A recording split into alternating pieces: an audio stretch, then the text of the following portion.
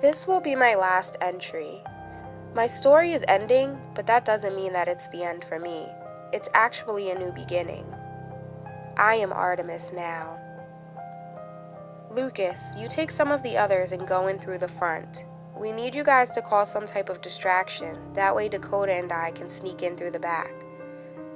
The rest of you stand guard out here, surround the building, and take care of anyone who tries to escape.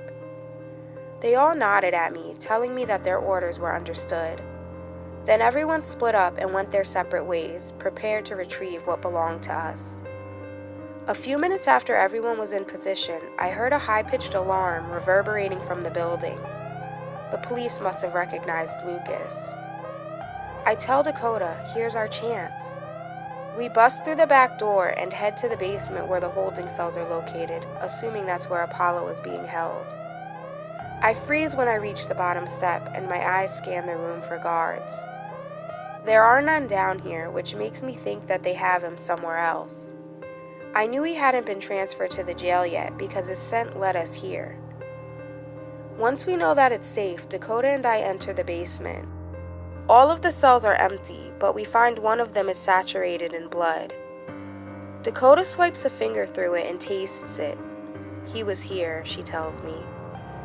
We go back upstairs and I can hear that chaos has ensued. There is blood covering the floors, walls, and ceilings. I'm not worried. I doubt it belongs to anyone from the pack. Lucas approaches us and asks if we found him. I shake my head and then he says that he thinks he may know where they are keeping him. I overheard some drunk cops at the bar once saying that they have some kind of a cabin in the woods nearby where they take their special cases and torture them, trying to get information. I don't know exactly where it is, but I'm sure we can get one of them to lead us there. I thought Lucas had killed them all, but when he led us to the lobby, there were a few stragglers left. Where is he? I demanded to know. Just as an officer began to mumble a response, a voice came through on the radio. Richardson, how's everything going over there? As soon as I hear the voice, I know who it belongs to. It was the detective who was investigating Kate's murder. That pathetic being who practically accused me of having something to do with her death. That wretched human who had that other cop follow me to Augusta. Who is Richardson? I asked, directing the question to the few who were left. A man stepped forward. I told Lucas to bring him to me, so he drags him over to the desk and throws him into a chair. This is exactly what you were going to say, I instructed. Then I asked him, do you understand me? The man nodded his head in agreement, and then I proceeded to tell him what he was going to tell the detective. Richardson, where in the hell are you? The detective's voice flooded the radio again, sounding annoyed this time. The man leaned forward, pressed the button, and replied, Yes, sir, I'm here. Sorry, we had a drunken disorderly burst into the station, causing a ruckus. The detective asked. Well, is it taken care of? Yes, sir. We threw him down in a holding cell. We'll let him go once he sleeps it off, Richardson answered. The detective responded. Listen, I need you and Hunter to come over here to relieve me and Benson. The two of us have something else we need to take care of. 10-4. We'll be right there, sir. As soon as the conversation ended, I asked Richardson, Do you know where Apollo is? Yes, I could take you to him, he promised. Just please don't hurt me. I turned to Lucas and said, He's the only one that we need. Do what you please with the rest. A sinister smile spreads across Lucas's face. I'll be right behind you, he tells me. I waved my hand toward the door and told Richardson, lead the way.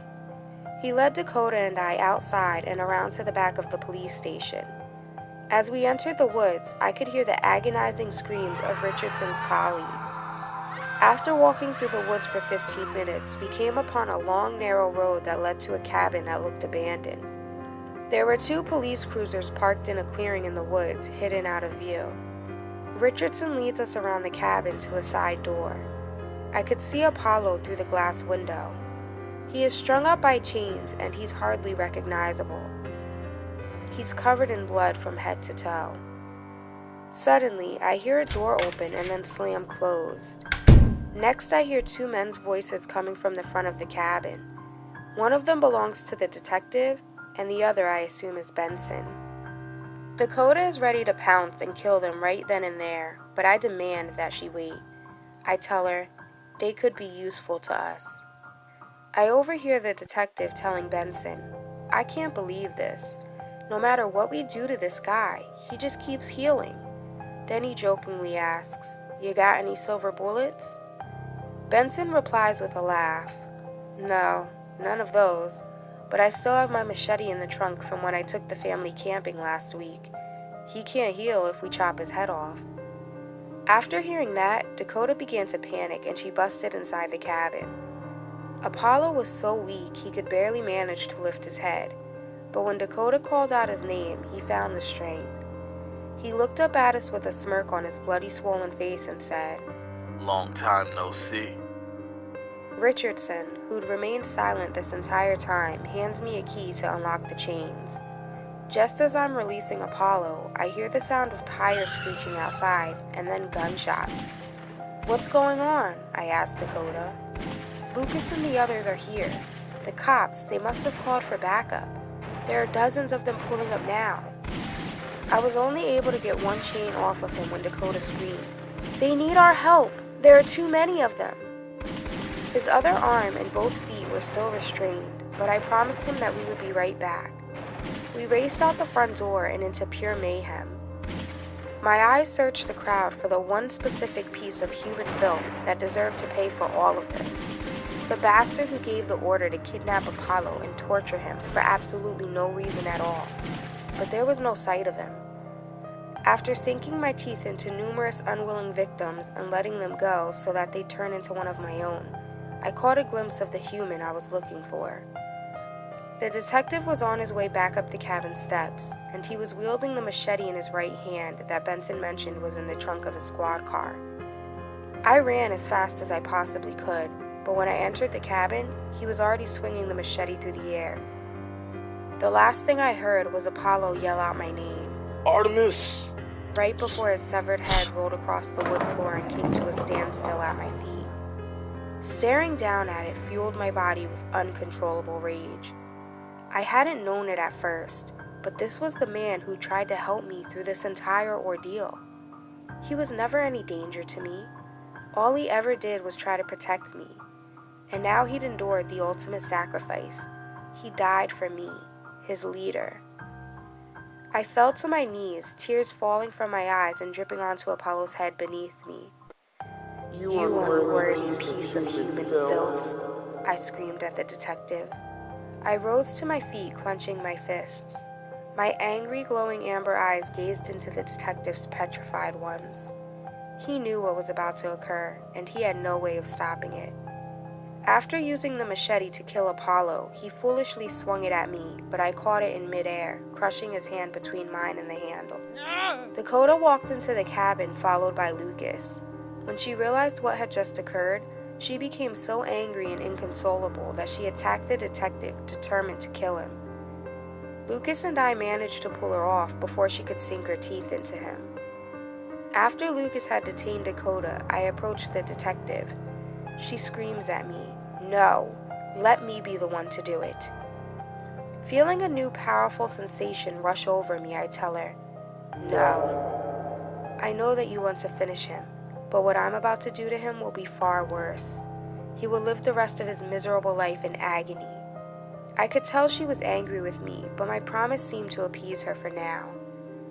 As I approached the detective again, I chant, "To all beings of this kind, spread my poison like a vine, surrender and become one of ours, and kneel before my godly powers." When I reach him, I kiss him on the lips. I can feel the others in the room staring at me in astonishment.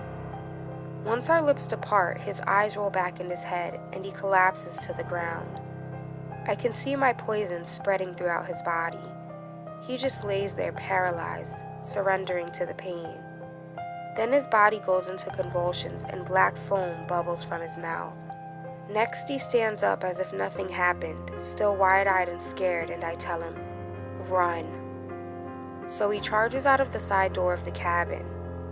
Then I yell after him, "Tell the world about us. Tell them all." We are coming.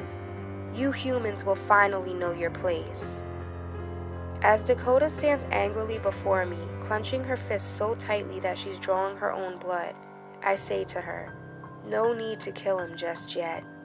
He will be the one to do our work for us.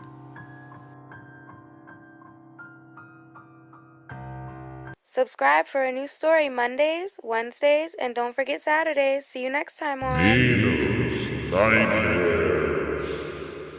Really? You're supposed to click the like button, not me. Ugh.